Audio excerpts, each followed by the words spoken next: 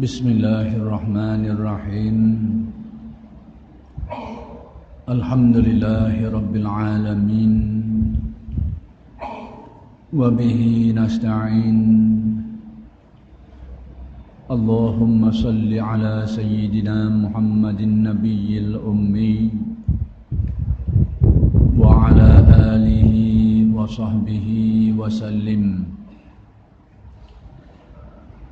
Rabbi shrah li sadri wa yassir li amri wahlul 'uqdatam min lisani yafqahu qawli. Wala hawla wala quwwata illa billahil aliyyil azim. Ilahi anta maksudi wa ridhaka matlubi. A'tini mahabbataka wa ma'rifataka. Assalamualaikum warahmatullahi ta'ala wabarakatuh. Alhamdulillah wa syukrulillah. Segala puji bagi Allah yang telah memberikan hidayah dan taufik. Mudah-mudahan kita sentiasa dikurniakan Allah hidayah dan taufik.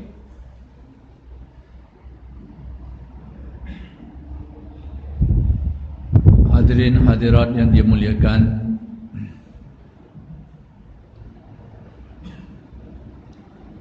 perkara yang ingin dijelaskan pada malam ini ialah mengenai menuju kepada Allah Subhanahu wa ta'ala.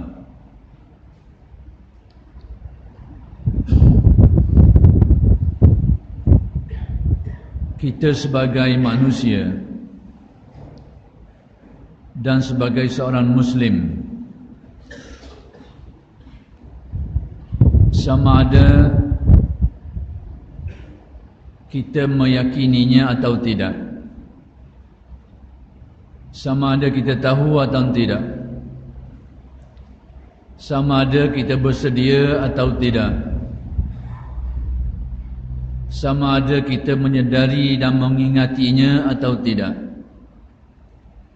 bahawa kita ini semuanya akan dikembalikan kepada Allah. Itulah hakikat yang pasti berlaku pada setiap manusia. Sama ada kita nak ke atau tidak nak, kita bersedia ke atau tidak, pasti kita akan kembali dan dikembalikan kepada Allah. Itulah kalimat yang selalu kita ucapkan setiap kali terjadinya kematian. Inna lillah wa inna ilaihi raji'un. Kalimat ini yang kita seringkali kita ucapkan dia setiap kali terjadinya kematian, mengandungi dua perkara penting. Pertama sekali, kenyataan bahawa kita semua adalah milik Allah. Yani kita ini ada pemilik, dengan erti kita ini ada penciptanya, ada yang menguruskannya, ada yang mentadbir dan mengawalnya, ada yang menjaganya, ada yang memberi rizkinya, dan segala-galanya. Itulah maksud inna lillah. Kita ini adalah milik bagi Allah, dimiliki, ada pemilik. Dan yang kedua, ungkapan itu juga menyatakan bahawa kita semua ini akan kembali kepadanya, akan dikembalikan kepadanya, sama ada secara rela atau terpaksa, sama ada kita bersedia atau tidak bersedia. pasti akan kembali kepadanya, akan dikembalikan kepadanya. Di dalam ayat lain Allah Subhanahu wa taala menjelaskan, kullu nafsin dha'iqatul maut. Setiap jiwa tanpa kecuali, setiap diri, setiap jiwa pasti akan merasai kematian. Tidak ada yang terkecuali daripada hakikat ini. Tidak ada yang terlepas daripada kenyataan ini. Semua yang bernyawa, sama ada mukmin atau kafir, yang beriman kepada Tuhan atau tidak beriman, sama ada yang saleh atau yang taleh, yang tidak saleh, semuanya itu pasti akan merasai kematian. Yani satu perkara yang tidak diragukan oleh sesiapa pun. Hakikat bahawa setiap jiwa pasti akan menghadapi kematian adalah hakikat yang diyakini oleh siapa jua pun. Semua orang yakin terhadap perkara ini. Tidak ada orang yang meraguinya. Tak ada orang yang ragu tentang perkara ini. Diyakini semuanya. Kerana itu di dalam Al-Quran Allah Ta'ala menamakan kematian sebagai yakin, perkara yang diyakini. Dengan erti kematian itu diyakini oleh setiap orang. Cuma tinggal lagi ada orang bersedia menghadapinya dan ada yang tidak bersedia. Ada orang menghadapinya dengan kerelaan dan ada orang menghadapinya dengan terpaksa menghadapinya. Tapi tidak diragukan. Itulah yang difirmankan Allah di dalam Al-Quran, wa'bud rabbaka hatta ya'tiyakal yaqin. Beribadahlah kepada Tuhanmu yang menciptakan dirimu, yang mengatur urusan hidupmu. Beribadahlah kepadanya sehingga engkau menghadapi kematian.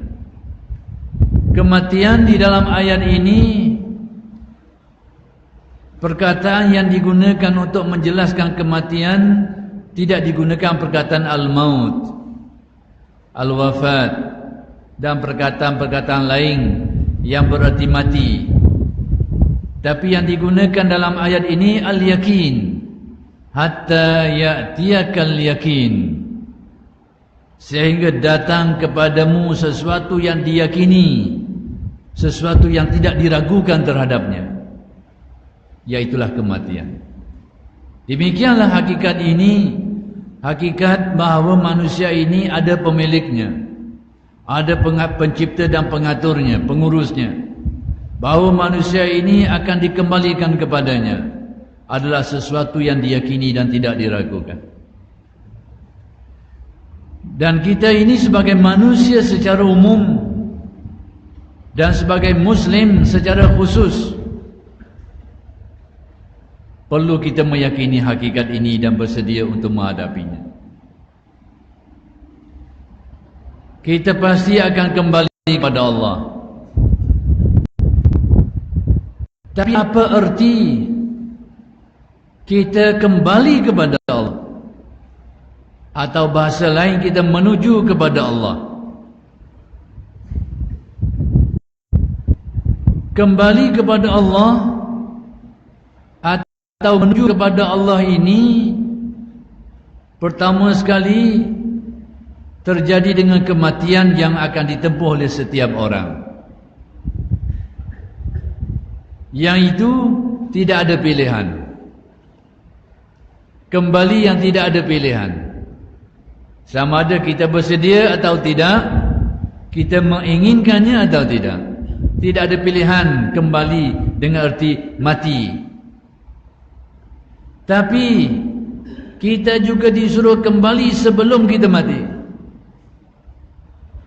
Kita juga disuruh supaya kembali sebelum kita dikembalikan. Yang itu, kematian itu kita dikembalikan. Tapi kita ini disuruh supaya kembali kepada Allah, menuju kepadanya sebelum dikembalikan. Jadi yang ini, kembali kepada Allah, menuju kepada Allah ini apa artinya? Itulah yang kita selalu ucapkan di dalam solat-solat kita. Setiap rakaat, ihdinas siratal mustaqim, tunjukkanlah kami jalan yang lurus, yakni laluan yang lurus untuk kita kembali kepada Allah, kembali di dunia ini dan kembali di akhirat. Kembali di akhirat tidak ada pilihan. Kembali di dunia ini ada pilihannya. Jadi kita sebagai mukmin, sebagai muslim, kita berdoa kepada Allah supaya ditunjukkan jalan untuk kembali, supaya kembali kita itu ke tempat yang betul, supaya kita kembali ke arah yang betul, tidak ke tempat dan arah yang salah. Itulah yang kita mohon dalam salat, ihdinas siratal mustaqim. Di dalam ayat lain Allah berfirman, fafirru ilallah, bersegeralah menuju kepada Allah. Jadi ayat-ayat ini menyuruh kita kembali kepada Allah sebelum kita dikembalikan. Dengan erti kita disuruh kembali dulu, bersedia sebelum kita dikembalikan kepada Allah secara terpaksa, dalam keadaan kita sudah tidak ada pilihan lagi. Jadi kembali kepada Allah itu adalah pilihan kita sekarang, dan kita disuruh supaya melakukan itu. Tapi apa erti kembali kepada Allah? Nak kembali ini, ke mana tempat kita nak kembali? Ke Mekah? Ke India? Ke Indonesia? Tidak. Jadi apa erti kembali kepada Allah yang kita disuruh supaya melakukannya ketika kita masih hidup? Fafirru ilallah, bersegeralah menuju kepada Allah. Kemana kita nak? Inilah perkara yang sama-sama kita perlu fahami. Kenapa? Kerana perkara ini penting. Perkara ini adalah perkara yang diperlukan oleh setiap manusia. Kerana yang tidak menempuh perjalanan ini, pada waktu dikembalikan, kembali dengan kesukaran dan penderitaan. Yang tidak kembali ketika hayat ini, sewaktu dikembalikan, kembali dalam keadaan kemurkaan, kembali dalam menanggung kepayahan, keperitan, penyiksaan, kesukaran. Supaya kita kembali nanti dalam keadaan irji'i ila rabbiki radiyatan mardiyah, kembalilah kepada Tuhanmu dalam keadaan redha, lagi diredai. Supaya kita dikembalikan dalam keadaan itu, kita kena kembali dulu ketika hidup ini. Perlu dulu kita menempuh perjalanan menuju kepada Allah itu sebelum kita dikembalikan. Dan supaya kembalinya kita yang di akhir itu dalam keadaan radiyatan mardiyah, kita merasa senang dan gembira dan disenangi oleh pencipta kita. Kita merasa redha, merasa puas hati dan diredai oleh pencipta kita. Supaya kita mendapat itu, kita perlu dulu kembali ketika hidup ini. Inilah yang perlu kita fahami. Kerana yang akan bergembira yang akan berbahagia dikala dikembalikan di akhirat nanti adalah orang yang kembali dalam keadaan hati yang sejahtera. Illa man atallaha biqalbin salim, kecuali orang yang datang menghadap Allah, yakni kembali kepada Allah dalam keadaan hati yang bersih sejahtera. Orang yang dikembalikan dalam keadaan bahagia adalah orang yang dikembalikan dalam keadaan seperti itu. Man atallaha biqalbin salim, orang yang datang menghadap Allah nanti di akhirat dengan kematian atau dengan kiamat, biqalbin salim, dengan hati yang sejahtera, hati yang sihat, hati yang bersih, hati yang murni. Inilah orang yang dikembalikan kepada Allah nanti dalam keadaan bahagia, beruntung. Tapi untuk ke situ kita disuruh dulu supaya berusaha kembali kepadanya. Cuma kembali yang ini apa artinya? Kembali kepada Allah yang menjadi pilihan kita ini adalah kembali kepada dua perkara. Pertama sekali, kembali kepadanya, menuju kepadanya dengan erti menuju kepada mencapai hakikat makrifat terhadapnya. Itu maksudnya. Yang kita disuruh sekarang supaya kembali kepada Allah, bersegeralah menuju kepadanya. Ke mana kita nak tuju? Pertama sekali dengan erti menuju atau kembali kepada mencapai hakikat makrifat terhadapnya, memperoleh makrifat terhadapnya, mengenalinya. Itulah maksud kembali. Kembali dengan arti kembali kepada makrifat supaya mengenalnya. Yang kedua, maksud kembali atau maksud menuju kepada Allah, menuju kepada hakikat ibadah kepadanya. Itulah dua perkara yang merupakan tafsiran kepada menuju kepada Allah, menuju kepada makrifatnya, dan menuju kepada ibadah kepadanya. Inilah yang perlu kita usahakan di dunia ini.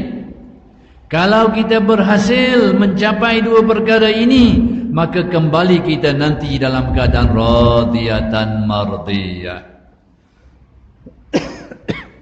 dalam keadaan redha, lagi diredai.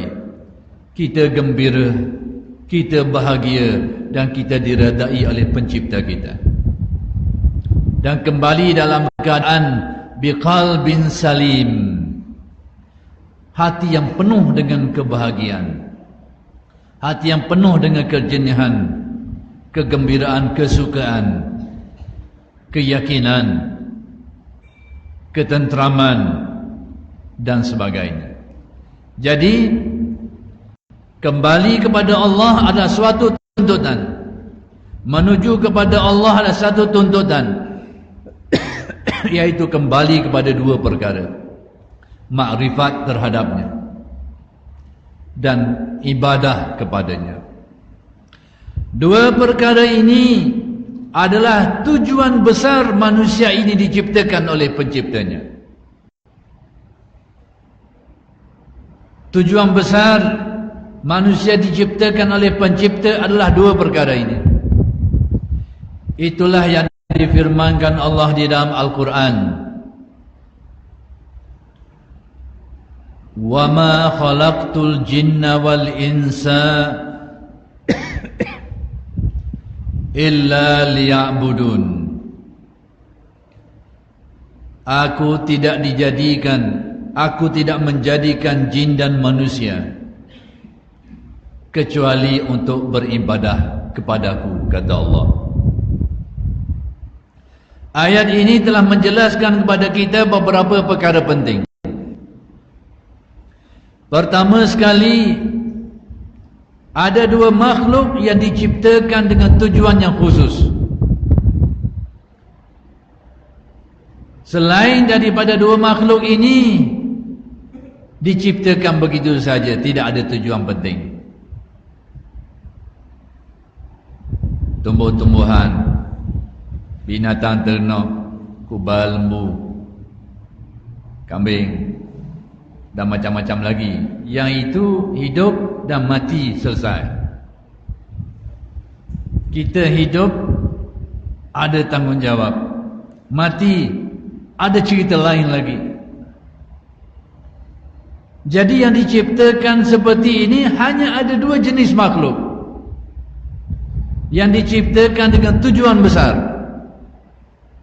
Satunya makhluk yang tidak kelihatan, tapi wajib diyakini kewujudannya, yaitu golongan jin. Makhluk ini diciptakan seperti manusia, ada tanggungjawab yang diwajibkan, dan akan menghadapi kematian, dan akan dipersoalkan selepas kematian. Bukan manusia saja, jin juga diciptakan untuk tujuan ini. Tapi malangnya makhluk ini tidak kelihatan. Makhluk ini dinamakan sebagai jin kerana perkataan jin itu maksudnya terselindung, tak nampak. Bukan tidak ada, tapi tidak nampak. Kita tinggalkan kelompok itu kerana itu bukan urusan kita. Cuma kita diberitahu bahawa bukan manusia saja yang diciptakan dengan tujuan besar. Ada makhluk lain lagi, yang sebahagiannya mungkin bersama kita, atau mungkin bersama dengan berada di kampung-kampung kita, atau berada di sekitar kita, boleh jadi. Tapi oleh kerana kita tidak melihatnya dan tidak diberi keupayaan untuk melihatnya, maka tidak dapatlah kita melihatnya. Dan makhluk yang kedua sudah tentu kita semua manusia. Jadi ayat ini pertama sekali menyatakan itu. Ada dua jenis makhluk yang diciptakan secara khusus, ada tujuan besar. Yang kedua, ayat ini menyatakan kepada kita tujuan apa dua makhluk ini diciptakan. Tujuan apa? Ayat menyebut illa liya'budun, supaya mereka ini beribadah kepada pencipta mereka, melaksanakan pengabdian kepada pencipta mereka. Tapi para ulama menjelaskan bagaimana ibadah itu dapat dilakukan kalau pencipta itu tidak dikenali. Maka sebab itu, supaya terhasilnya ibadah, tidak perlu ada makrifat dulu. Inilah yang ditafsirkan oleh penafsir terkenal Ibnu Abbas radhiyallahu anhuma ketika menafsirkan ayat ini. Illa liya'budun, kata Ibnu Abbas, illa liya'rifun, supaya mereka ini mengenal aku, yakni mengenal Allah, supaya mereka ini mengenal pencipta mereka, dan setelah itu supaya mereka beribadah, mengabdikan diri kepada pencipta mereka itu. Jadi pada dasarnya ada dua tujuan penting dua makhluk ini diciptakan Tuhan. Pertama sekali untuk mengenali siapa penciptanya, dan yang kedua untuk beribadah kepada penciptanya, dengan erti melaksanakan perintah penciptanya dan menjauhi larangan-larangan penciptanya. Inilah dua tujuan besar makhluk yang bernama manusia dan jin ini diciptakan oleh penciptanya. Jadi kita ini bila diperintahkan oleh Allah supaya bersegera menuju kepadanya, adalah bererti bersegera mencapai makrifat terhadapnya dan bersegera untuk melaksanakan ibadah terhadapnya. Tapi bagaimana semua ini dicapai? Apa panduan yang diperlukan untuk mencapai dua perkara ini? ma'rifat, mengenal pencipta dan beribadah kepadanya. Bagaimana semua ini diperolehi? Bagaimana semua ini dicapai? Pertama sekali, perlu kepada pengajian, perlu kepada pembelajaran, perlu kepada ilmu. Ilmu diperlukan untuk tujuan ini. Sebab itu tanpa ilmu, pencipta kita tidak dapat dikenali dengan baik. Urusan ibadah yang sepatutnya kita lakukan tidak dapat dilaksanakan dengan baik tanpa ilmu. Maka sebab itu ilmu diperlukan. Bagaimana ilmu itu tercapai? Sudah tentu dengan cara belajar. Innamal ilmu bitta'allum. Sesungguhnya ilmu itu dicapai dengan cara pembelajaran. Kena pergi belajar, kena pergi mengaji. Tak boleh tunggu. Tidak mari jenis tunggu. Dia bukan jenis tunggu pokok durian. Ia kena pergi kerabat, ia kena pergi cari. Sebab itu menjadi kewajipan setiap muslim menuntut ilmu. Talabul ilmi faridatun ala kulli muslim. Menuntut ilmu itu adalah suatu kewajipan bagi setiap muslim. Berarti menuntut itu diperlukan, kena pergi cari. Sebab itu alim ulama dulu, para salihin terdahulu, mereka pergi cari. Bukan jenis tunggu. Mereka mencari. Mereka mencari di kampung halaman mereka. Tak ada kampung halaman mereka pergi ke luar daerah. Tak ada di luar daerah pergi ke negeri lain. Tak ada negeri lain pergi ke negara lain. Alim ulama dan para salihin di tanah air kita sejak dari dulu sudah pun keluar negeri, keluar daerah, keluar kampung, keluar daerah, keluar negeri. Sudah lama dicatatkan. Mereka itu pergi untuk tujuan mendapatkan ilmu. Alim ulama kita dulu, Syekh Abdul Malik, Tok Pulamani dan ramai lagi, mereka itu sampaikan pucuk ke tanah Arab, pergi untuk belajar ilmu. Kenapa? Mereka tahu keperluan ini. Mereka tahu tujuan besar makhluk itu diciptakan oleh penciptanya. Untuk mengenalnya perlu kepada ilmu. Bahkan Allah Subhanahu wa taala memberikan galakan kepada orang yang menempuh perjalanan ini. Orang yang lalu jalan-jalan nak pergi belajar itu diberikan kelebihan yang sangat besar.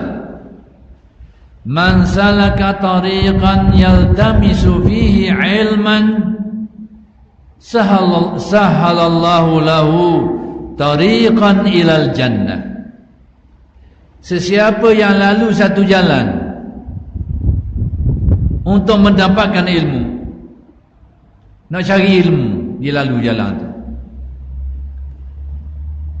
sahalallahu lahu tariqan ilal jannah. Allah Ta'ala akan permudahkan baginya satu laluan ke syurga.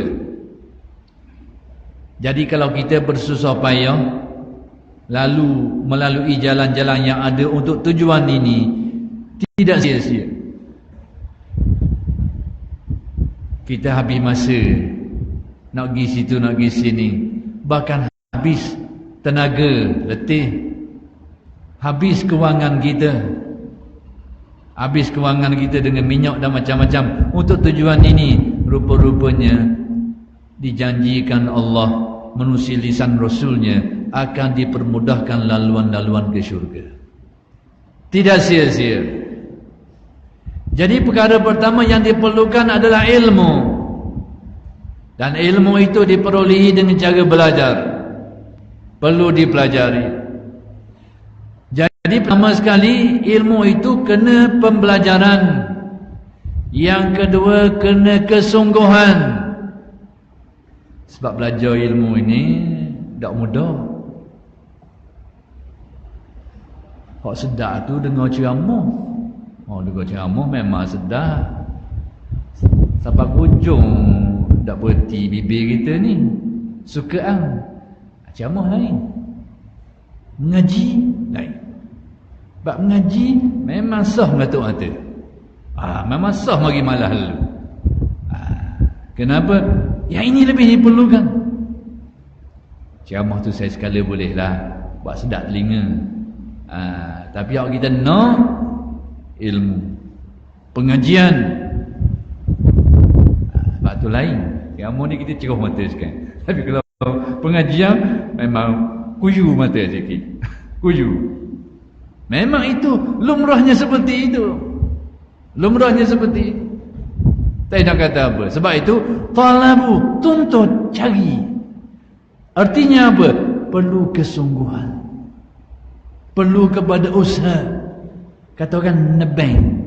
Perlu kepada nebeng. Perlu kepada melawan. Itu perkataan talab, menuntut, cari. Menuntutnya sudah tentu mesti kena tepuh lelah, letih, malah, mari belaka. Tapi itu adalah suatu keperluan. Menuntut kena cari. Itu bahagian ilmu. Diperolehi dengan cara tadi.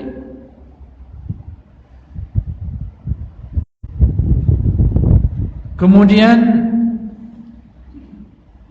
ilmu apa yang diperlukan untuk tujuan mencapai dua maksud tadi? Ilmu apa yang kita perlukan? Ada 3 jenis ilmu yang diperlukan untuk mencapai maksud tadi. Pertama sekali, ilmu aqaid namanya, ilmu akidah, ilmu tauhid atau ilmu usuluddin, ilmu ma'rifat, dan bermacam-macam nama lagi lah. Nama mudah, ilmu akidah.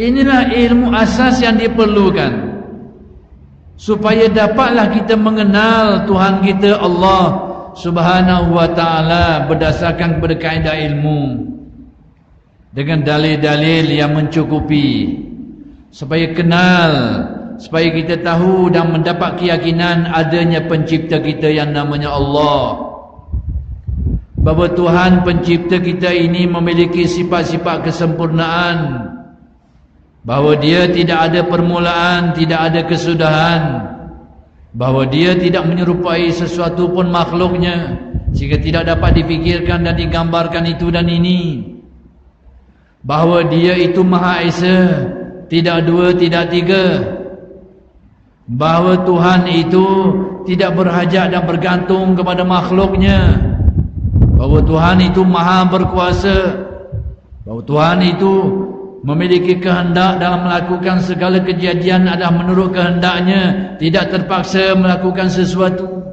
bahawa Tuhan itu Maha mengetahui segala-galanya, melihat segala-galanya, mendengar segala-galanya.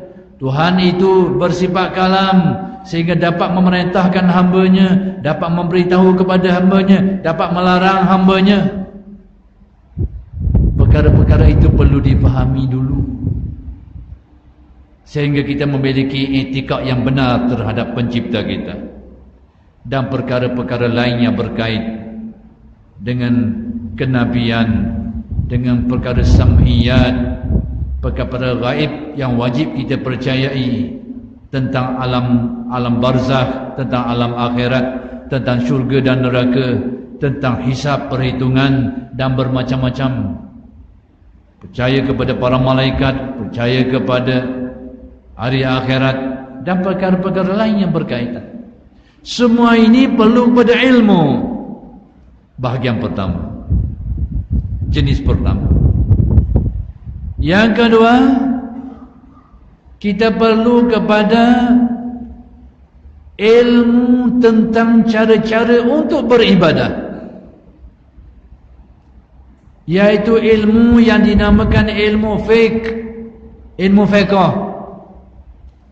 cara beribadah, cara kehidupan, cara bermuamalat, cara nikah kahwin, kerana semua itu adalah dilakukan dalam rangka beribadah kepada pencipta.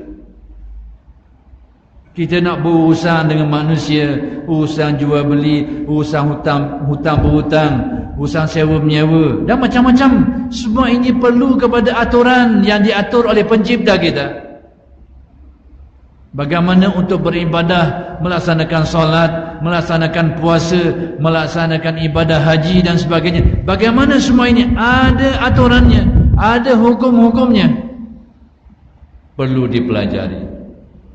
Jadi yang kedua ini dinamakan ilmu fiqh, ilmu fiqh, yang mengajarkan kita bagaimana cara untuk beribadah kepada pencipta kita. Tapi dengan dua ini belum cukup. Belum cukup dengan yang dua ini.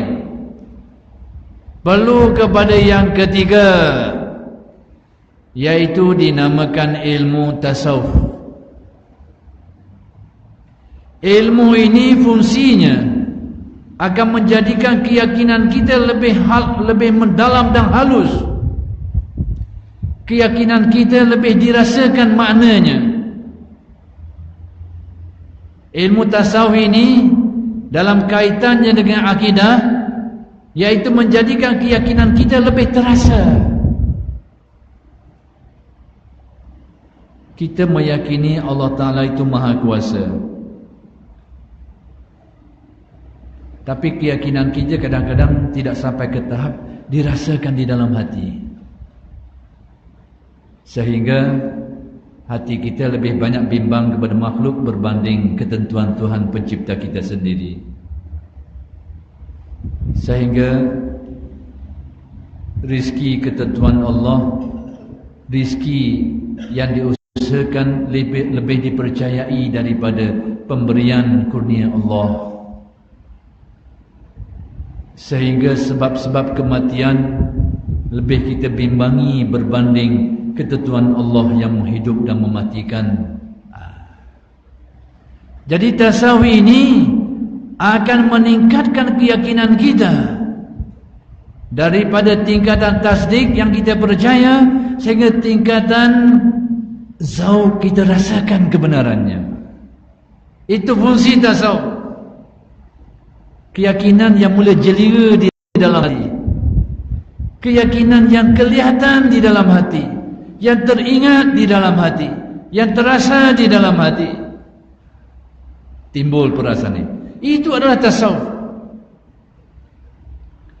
Daripada keyakinan yang sifatnya membeku, statik, sehingga hidup dalam perasaan kita. Hidupnya keyakinan itu, itulah tasawuf. Sebahagian daripada tasawuf. Jadi inilah ilmu yang ketiga. Dalam kaitan dengan ilmu fiqh, ilmu fiqh, ilmu ini menjadikan fiqh kita itu lebih tertib dari segi pengamalannya. Kalau dulu solat kita asal selesai je, asal sudahlah, asal luluh je, biar luluh je, berana-berana tak kisah. Sekarang dengan tasawuf ingin disempurnakan. Zahirnya ingin disempurnakan, batinnya ingin disempurnakan juga. Sempurna zahirnya, iaitu dilengkapkan dia. Kalau dulu kita pilih hak wajib-wajib je, sunat-sunat, ya dah bersunat je, sunat je, diketepikan. Sekarang ingin dilengkapkan, ingin disempurnakan. Kalau dulu salat kita 2 minit selesai, ekspres, turbo, selesai. Sekarang 5 minit, kerana mula dirasakan ada tertibnya, ada penyempurnanya secara zahirnya. Secara batinnya ada khusyuknya, ada ikhlasnya, ada ihsannya, dan bermacam-macam rahsia gerak dalam batin manusia itu. Itulah yang menjadikan ibadah kita menjadi lebih baik, zahirnya dan batinnya.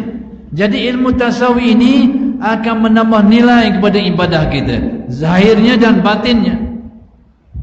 Bahkan ketiadaan ilmu ini meletakkan ibadah kita terdedah kepada kerosakan, kata Imam Ghazali dalam Minhajul Abidin. Kenapa tasawuf ini diperlukan? Bukan saja nak menyempurnakan ibadah itu, terutamanya ibadah yang batin itu, yang di dalam itu, tapi dia juga bertujuan supaya ibadah yang zahir itu terhindar dari kerosakan. Kerana yang merosakkan ibadah kita itu bukan saja kerana tidak ikut hukumnya, tidak mengikuti hukum membatalkan ibadah, tapi ibadah juga terbatal dari segi penerimaannya apabila tidak ada hukum tasawuf. Tidak ada keikhlasannya, tidak ada khusyuknya, tidak ada hadirnya, tidak ada ihsannya. Mengurangi, bahkan ada kalanya merosakkan ibadah kita dengan riak, dengan ujub, takabur dan bermacam-macam. Jadi perlu ilmu yang ketiga dalam rangka untuk kembali kepada Allah, yaitu dalam rangka untuk memperoleh makrifat terhadapnya, dan dalam rangka untuk beribadah kepadanya. Perlu kepada ilmu yang ketiga ini, yaitu ilmu tasawuf namanya. Imam Ghazali menamakannya sebagai ilmu sir, ilmu rahsia, kerana ilmu itu berpaksi pada dalaman manusia. Kita jangan sangka bahawa ibadah yang dituntut itu adalah ibadah zahir semata-mata. Jangan sangka begitu. Sebagaimana banyaknya ibadah zahir, maka demikian juga ibadah batin. Banyaknya ibadah batin. Hak batin ni kita tak sedar. Hak batin ni kita tak perasan kadang-kadang. Dalam rangka kembali kepada Allah tadi, yang saya sebutkan dua perkara, makrifat, yang kedua ibadah. Ibadah ini, pengabdian ini, jangan lihat dari sisi zahirnya saja. Sebagaimana kita disuruh salat, kita disuruh berpuasa, dan itu menjadi ibadah, kita juga disuruh supaya bersabar, supaya ingat kepada Allah, disuruh bersyukur, supaya suruh reda, supaya suruh supaya bertawakal. Semua ini adalah merupakan amalan-amalan batin, kata Imam Ghazali. Tidak kurang jumlahnya. Sebagaimana Allah Ta'ala memerintahkan kita supaya bersalat, Allah juga memerintahkan kita supaya melakukan amalan-amalan batin tadi. Inilah amalan yang ada perasan. Ingat amalan ni kau sembahyang saja, puasa saja. Bahkan kalau dilihat dari satu sisi, amalan yang zahir ini adalah terbatas dan terhad berbanding amalan batin. Tidak kurang amalan batin ini. Tapi orang kita bila tak pandang molek amalan batin ni, kadang-kadang ingat tak ada, dia sembahyang saja, dia lupa. Ibadah-ibadah batin seperti khusyuk hatinya, ingat hati tidak lalai, syukur hati, itu semua dah gerak hati. Kalau solat, gerak badan. Solat dari sudut zahirnya adalah gerak badan, gerak anggota, gerak mulut. Tapi amalan batin adalah gerak hati, gerak rahsia batin manusia, sir manusia, gerak yang di dalam. Gerak yang zahir ini ada batasannya. Takkan 24 jam kita nak sembahyang. Hak wajib 5 waktu, tambahlah hak sunat 2 kiri kanan, tambahlah lebih kurang, capur lebih kurang setengah jam semua. Tu pun panjang dah tu, setengah jam. 23 jam setengah lagi tu di mana kita? Hak rajin sikit dia bertahajud, bersolat duha dan solat-solat lain, hak rajin sikit. Itu pun tolak bahagian tidur, tolak bahagian makan, tolak bahagian nengung dan macam-macam bahagian lagi itu hanya sebahagian kecil daripada kehidupan kita. Hak sungguh pun, hak sungguh buat ibadah, ada masa buat, ada masa buat ibadah, itu pun kena tolak bahagian tidur dia, bahagian makan dia, tolak lagi. Terbatas.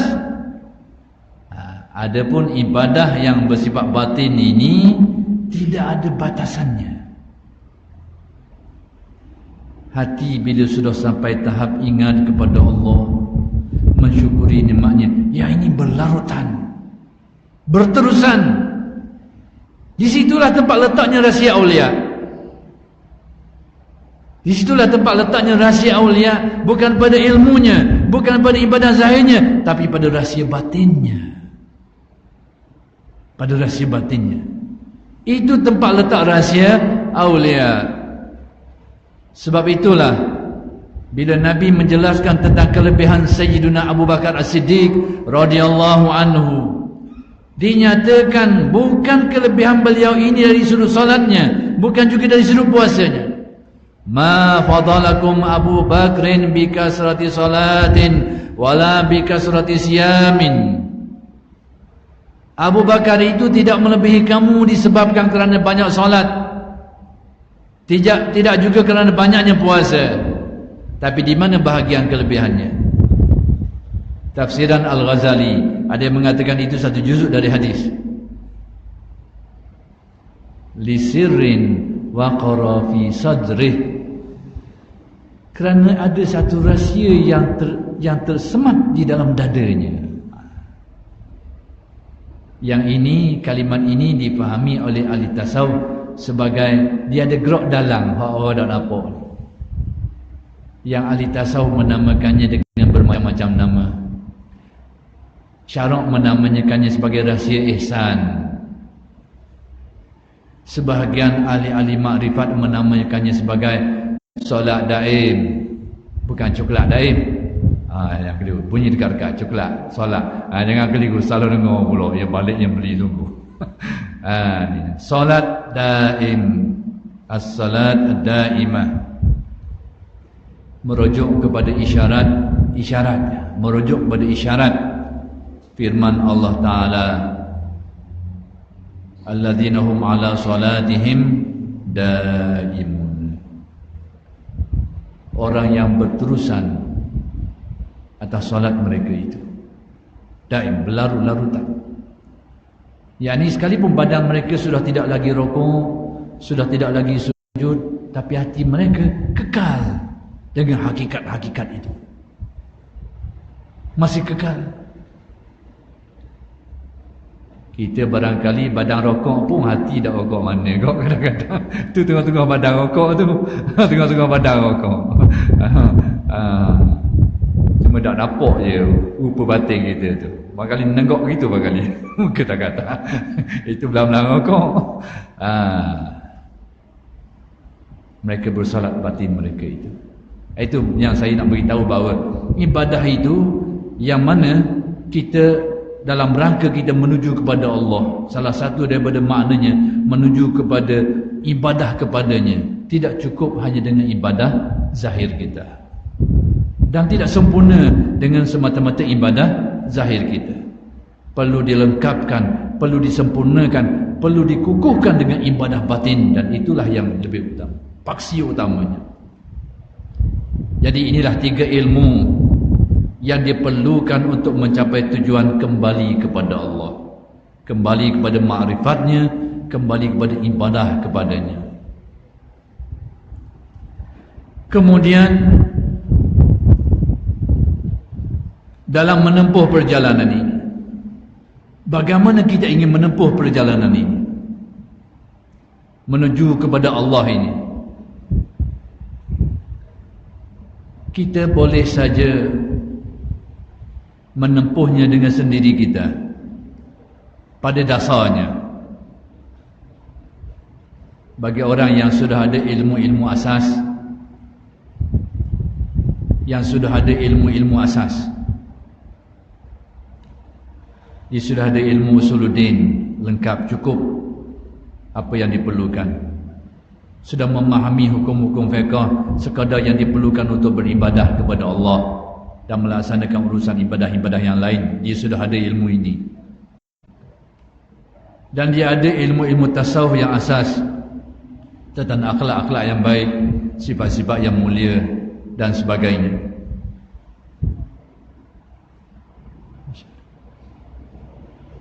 Insya tak masuk insya Allah ke tak? 2 minit, 2-3 minit lagi, nak sempurnakan sikit lagi.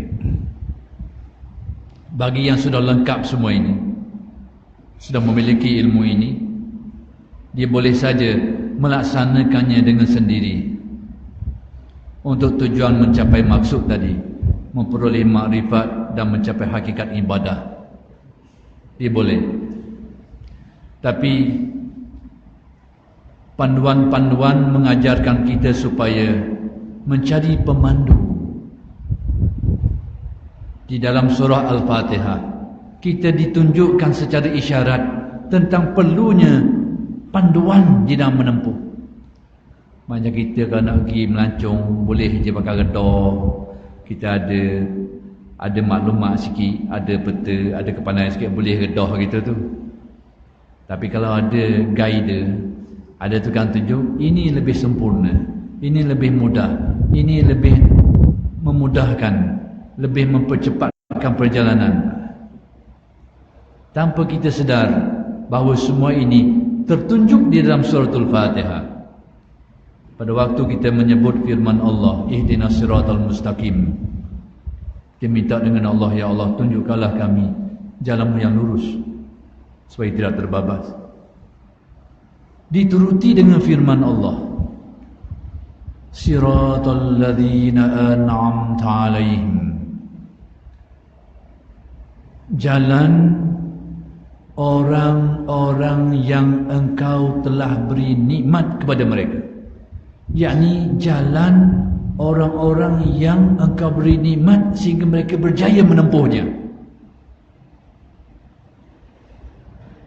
Ghairil maghdubi alaihim waladdallin, bukannya jalan orang-orang yang dimurkai, yakni orang yang sesat, terbabas. Demikian juga orang-orang yang dhalin, yang sesat, yang tidak sampai kepada tujuannya, bukan jalan itu. Ayat ini menjelaskan kepada kita pedoman. Kita tidak hanya disuruh supaya tunjukkanlah kami jalan yang lurus, jalan begitu begini, tidak. Jalan orang. Panduan kita adalah orang. Persoalannya sekarang, tidak cukup ke Al-Quran dan hadis. Tidakkah Al-Quran dan hadis sudah terpapar, terpampang di hadapan kita? Al-Quran dan hadis tidak kurang. Yang kurang kita ini untuk memahami Al-Quran dan hadis. Berarti perlu kepada orang, perlu kepada penunjuk jalan. Kalau yang menunjukkan kita kepada jalan ilmu usuluddin, ilmu fiqh, itu ulama. Tapi yang menunjukkan kita kepada jalan batin, jalan hati, itu asfiya namanya. Apapun perlu kepada orang yang menunjukkan kita jalan. Inilah yang difirmankan Allah dalam Al-Quran. Dalam rangka kita menuju kepada Allah, bukan saja kita perlukan kepada Al-Quran dan hadis, itu asas, tapi perlu kepada orang yang mahir, yang tahu selok belok perjalanan Al-Quran dan hadis. Orang, perlukan orang yang memahamkan kita, yang menunjukkan kita, yang menjelaskan kita Al-Quran dan hadis yang sangat luas maksudnya. Sebab itu Allah berfirman dalam Al-Quran, Ya ayyuhalladzina amanu taqullaha wa kunu ma'as-shadiqin. Ayat ini bermaksud, wahai orang-orang yang beriman, hendaklah kamu bertakwa kepada Allah, dan hendaklah kamu bersama-sama dengan orang-orang yang benar. Ayat ini memerintahkan kita dengan dua perkara. Pertama sekali, menyuruh kita supaya bertakwa kepada Allah, yakni melaksanakan agama, melaksanakan perintah, meninggalkan larangan. Tapi tidak terhenti setakat itu, tidak berhenti di situ, dituruti dengan keterangan wa kunu ma'as-shadiqin, hendaklah kamu bersama-sama dengan orang yang benar, orang yang luruh, orang yang menempuh jalan yang lurus. Orang, panduannya orang, yakni ikutilah para ulama, ikutilah para aulia, para salihin, bahawa mereka itu penunjuk jalan. Akhir sekali hari ini, akhir penutup, buangalah.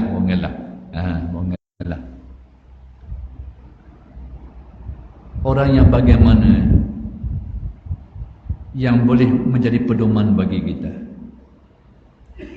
Saya tidak mau menjelaskan itu dan ini, hanya sekadar ingin menjelaskan apa yang dijelaskan oleh Nabi besar Muhammad sallallahu alaihi wasallam di dalam riwayat. Ketika para sahabat bertanyakan Nabi, ayu julasaina khair, mana di antara pendamping-pendamping, yakni orang yang kami nak dampingi, yang paling baik sekali? Siapa dia orang yang paling baik untuk kami dampingi, untuk kami bersahabat dengannya, belajar dengannya, ambil ilmu daripadanya? Orang pasal mana? Orang yang bagaimana? Nabi menjelaskan 3 sifat, 3 kriteria. Pertama sekali kata Nabi,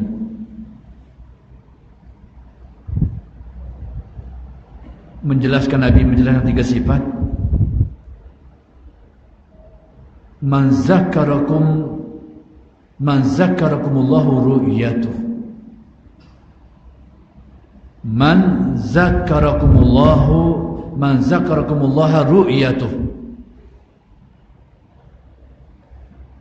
Orang yang kamu bila mu tengok dia, mu kawan dengan dia, mu sahabat dengan dia, hatimu menjadi lebih kuat untuk ingat kepada Allah. Ada riwayat lain menyebut man zakkarakum billahi ru'yatuh. Ada kalimat riwayat seperti itu, man zakkarakum billahi ru'yatuh. Orang yang kita tengok dia, berdamping mengaji dengan dia, hati kita semakin ingat kepada Allah, kuat ingat kepada Allah. Satu sifat. Yang kedua, wa zada fi ilmikum mantiquh. Orang yang percakapannya, huraiannya, selorohnya, perbualannya menambahkan ilmu dan kefahamanmu. Dapat kefahaman. Sama ada ilmu dia ke, huraian dia ke, perbualan dia ke, dapat manfaat ilmu, dapat kefahaman, menambahkan ilmu. Yang ketiga, wa raghabakum ilal akhirati amalu. Orang yang amalan dia tu, mu tengok dia beramal, cara hidup dia, amalan dia mengingatkan engkau kepada akhirat dan kematian, menjadikan kita lebih senang untuk ingat kepada akhirat. Tengok gaya hidup dia, amalan dia mengingatkan engkau kepada akhirat. Inilah 3 ciri yang dijelaskan oleh Nabi besar Muhammad sallallahu alaihi wasallam atas jawapan bagi pertanyaan para sahabat yang menanyakan tentang perkara itu. Jadi kesimpulannya, bahawa untuk kembali kepada Allah bermakna kembali kepada makrifat dan ibadah kepadanya. Dan untuk kembali kepada Allah, orang perlukan kepada ilmu yang dituruti dengan amalan. Dan untuk menyempurnakan urusan ilmu dan amalan ini, orang perlu kepada alim ulama yang memandu laluan jalan untuk sampai ke situ. Dan alim ulama yang bagaimana? Yang disebut terutamanya ulama yang ada 3 ciri yang dijelaskan tadi. itulah panduan untuk menuju kepada Allah Subhanahu wa taala. Sekianlah saja aku qauli hadza wa astaghfirullahal azim li wa lakum. Assalamualaikum warahmatullahi taala wabarakatuh.